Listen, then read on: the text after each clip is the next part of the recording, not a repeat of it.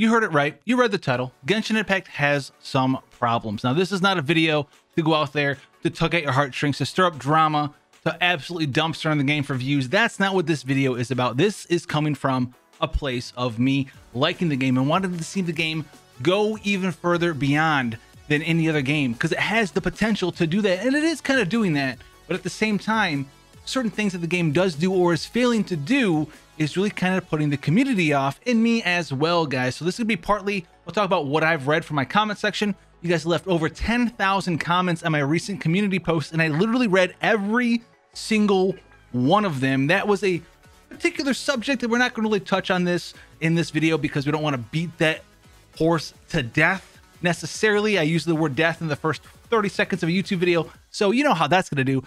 That's going to do splendidly. But I want to talk about some of the stuff going on with Genshin Impact right now, particularly how patch 1.0, 1.1, 1.2, 1.3, 1.4, and the future of 1.5 and 1.6 eventually is really having the community kind of acting up a little bit, make them hoyo, smack them back down, allegedly. All right, so Genshin Impact, what's the big problem with it right now? Now, the biggest problem, in my opinion, and a lot of you guys' opinion out there, is the very big black hole, the gaping black hole of zero endgame content. That is right, zero endgame content. What do we mean by endgame content? We mean hard dungeon, something that's very hard difficulty. Right now in Genshin, the hardest thing for you guys to do right there is the Abyss. Now, the Abyss is the hardest thing, and if you're a new player, you're probably still struggling with the Abyss, and that's okay. You're not a bad player, you're just a new player, right? You're just a new player. It takes time to get those artifacts. Everyone knows that.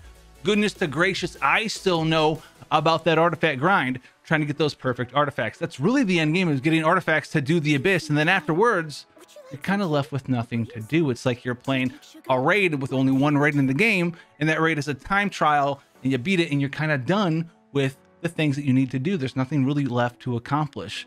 Right now, the greatest thing that Genshin Impact does is this miraculous world that it has you explore. It's fantastic. We have these festivals going on to really take a look at how they can change the architecture of Mondstadt, change the architecture of Liyue, because it can be very breathtaking, even on mobile devices. I don't care if you have a Nokia, it still looks good.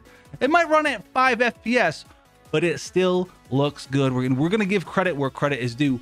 That is amazing there. But the very high lack of endgame and the just repeated grind of the same daily tasks for day one players specifically, whether you're a whale or you're free to play or whatever, if you've been playing since day one, you've probably beaten said Abyss. You've probably farmed up some decent artifacts, and really what you're looking forward to is future content and current events. One of the two things there is what led to the big 1.5 leak fiasco, because a lot of you guys did respond. We're going to touch on this very briefly about how the future content is keeping you interested in the current content, even if the current content is not for you. And that's really a thing with the 1.3 and 1.4 updates.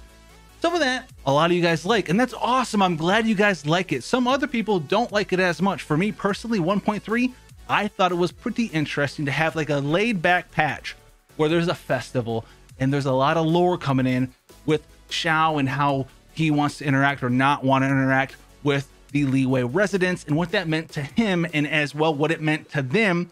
And we had the nice tower defense system, which was a nice little takeaway from the not combat oriented version of Genshin Impact, right? That was awesome.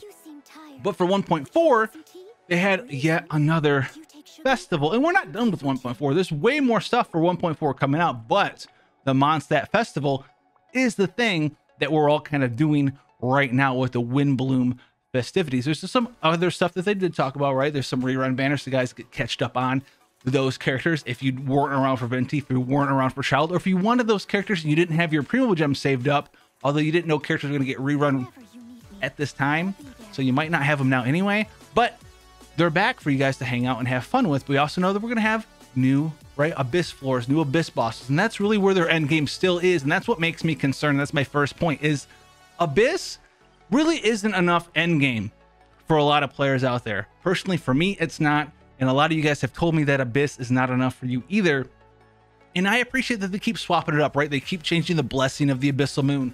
They keep changing the enemies on the final 3 floors. But that's not enough to satiate your thirst for content. A lot of players out there are very, very, very hungry for new Genshin Impact content, right? And the counterpoint could be maybe don't play the game as much, but if you're thirsty for content, you're thirsty for content. If you want to play the game, you want to play the game. We have players out there who just want to play the game and enjoy the game. And you know what? That's not a negative thing. That's a very positive thing. They are very hungry to get in there and be satiated, but they're just not being satiated by this content when it's a festival followed by another festival. They're sitting there hoping that there's going to be something new for these day one players to really interact with outside of logging in, doing their 4 daily quests, emptying their resin amount, checking off that they did their battle pass if you have it, right? Do your battle pass things every day, and then maybe triple checking you did your world boss, and logging out of the game. Also, props for Worldly Boss, 1 leg for Worldly Boss down there below. But that's kind of what a lot of these day one players, myself included, are kind of doing now. You're kind of living in the content, because sometimes the content that comes out isn't really filling that thirst. It's not a Sprite, not sponsored by the way, but it's not a Sprite to fulfill that thirst, to quench that thirst. They look forward to further information. And this is playing in hand of that big leak problem, because players aren't being held in content basically by the content that's being released, because it only lasts a certain amount of time. It's there, you do it, and it's gone. There's no permanent endgame content getting added to Genshin. There's no high-end raids that drop, you know, maybe higher drop rates of freaking even just prototype weapons that have like a 0% drop rate in the world. There's like raids or some sort of dungeons, multiplayer, interact with players. That is awesome. That's something that I think that Genshin really needs to take a look at to really get their players interested, multiplayer specifically. And they have dabbled with that, right? The Dragonspine event was awesome. We got this nice new little update where we had this mini little region that was unique in every other way than any other region, with the freezing little frigid stuff, a new domain to do, its own little unique thing with the frost-bearing tree, excuse me. A lot of cool stuff to do there as well, a little bit of cosmetic stuff on top of that. And this was a very unique update for Genshin Impact. I do think that in 1.4, 1.5, we'll see something over here as well. A little bit of a hint. We've seen something over here called the Chasm. Will we get there right away? I'm not sure, but I would not be surprised if we visited some more areas of the continent kind of structure that we're on now before we go over to Inazuma in whatever X patch that'll be, or if that patch will be 2.0.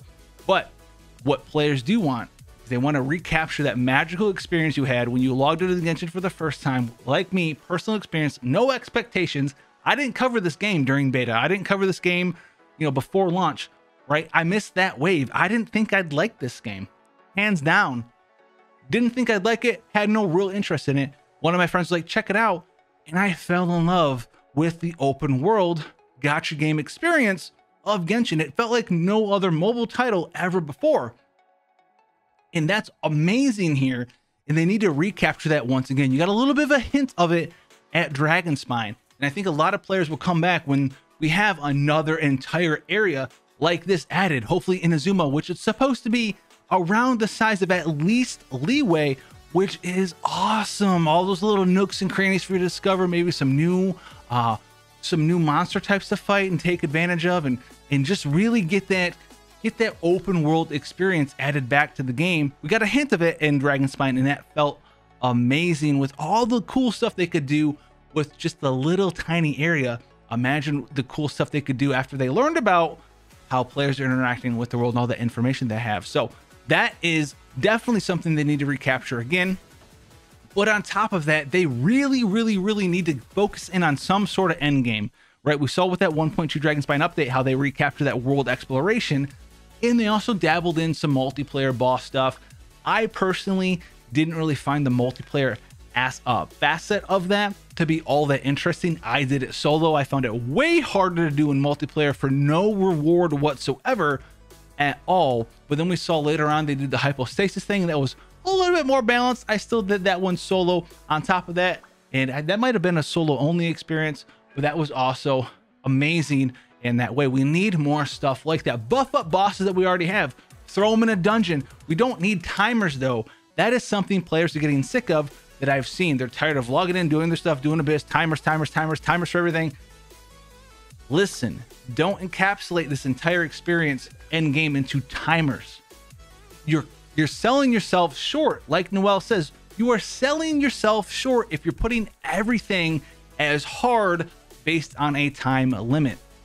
And we are seeing this now, and we might see this more in the future, right? We just had this new, the Geo Vishat boss, where we have new mechanics. The hypostasis event, like we talked about, had mechanics. And hopefully I'm always, even though this is a Genshin Impact has problems, the video, I am a very positive minded person here. And I want to take away from this, from what I've seen development wise, they've always tested the waters of things that they want to try to do in the future. So we see mechanics with some of the events we had. We see mechanics with this new world boss. We know more world bosses are coming out, but this game cannot just be world bosses and domains and then ultimately the abyss for endgame. There has to be more at some point. And as far as a content creator goes, I could sit here and milk the updates over and over and over, but that's not really what interests me. It's what interests a lot of the viewer base out there, but really what interests me is using characters in their own unique ways. That's why you see a lot of character guides here. That's why if there was any sort of leak footage on here on the channel, as far as a video goes, there was no footage, but there was a lot of theory crafting and speculation on how you want to use this character, so you can go ahead and farm that artifact set up for them and all this other stuff, and maybe get that battle pass weapon if that battle pass weapon was really good for a dolphin or a minnow or whatever free-to-play player. If you can be a free-to-play player and buy a battle pass weapon, I'm not the definition ruler of whatever it is, whatever mammalian or plankton you decide to call yourself out there. All right, I'm free to play, but you know what? I bought the battle pass. I didn't spend money, but I did spend money. Hey man, I'm not here to judge. I don't care. I just want to give you the best experience for the least amount of money possible with the characters you guys want to use out there. So let me know what it is that you're having problems with Genshin with, what you guys want to see out there, and commune down there with yourselves. Be civil, okay? And always, always, always make sure to like, subscribe, and come back for more content on the channel. You know what it is. You know how we do it on the tubes, but I want to see you guys on there with your smiling faces, or even this time with your angry faces or your disappointed faces. Remember, I'm not mad. I'm just disappointed.